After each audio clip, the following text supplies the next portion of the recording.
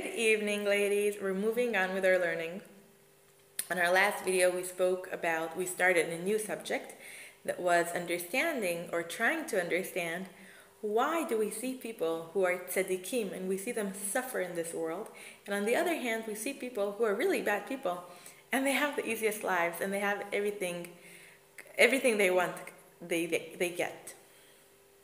So Rabbeinu Bechai, in his book, he starts with an introduction.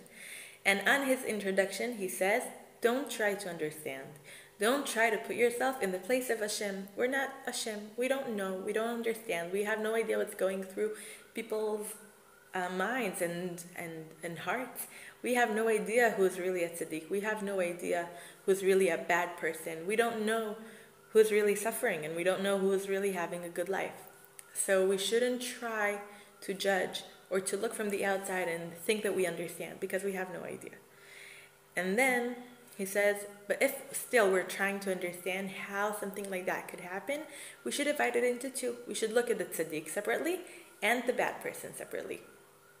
And he starts with a tzaddik. And he says there are a few reasons why we could see a tzaddik suffering. The first reason is that we have two psukim. One pasuk says, En tzaddik ba'aretz asher lo yecheta, which means there is no tzaddik on earth that didn't sin.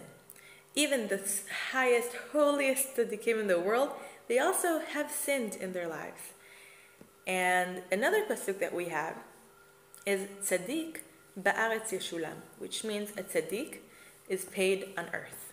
What does it mean? That if he did something bad, the punishment that he deserves, he will get on earth. In this life, not in the afterlife.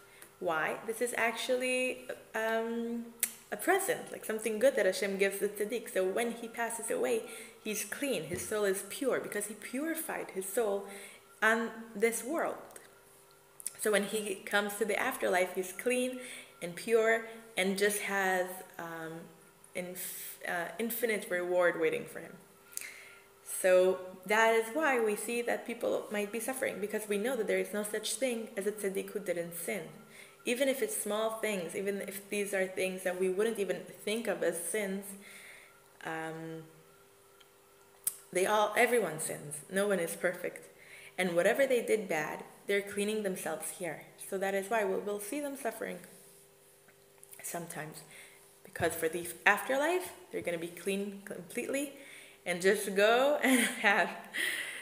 straight to heaven. The second reason why we could see a tzaddik suffering is because Hashem wants to give them more reward in the afterlife. What does it mean?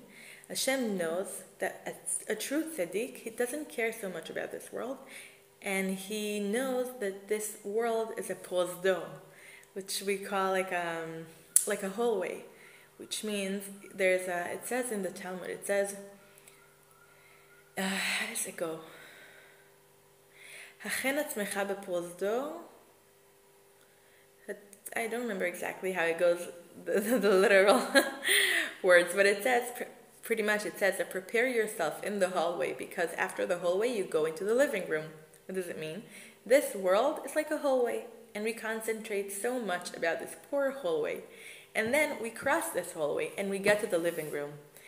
And that's the main thing, that's the essence, that's the purpose of life. Hashem didn't create this world for this world, because when you look around you, it doesn't seem like Hashem's great purpose could fulfill here. A world full of suffering, a world full of pain.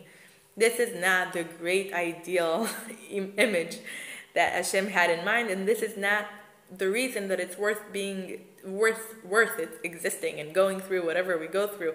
If we said that Hashem only created us to give us, to benefit us, to give us pleasure, this is not where we get it. So a tzaddik knows that this world is a hallway, and we shouldn't concentrate so much about this world. We shouldn't give it so much credit or pay so much attention to it.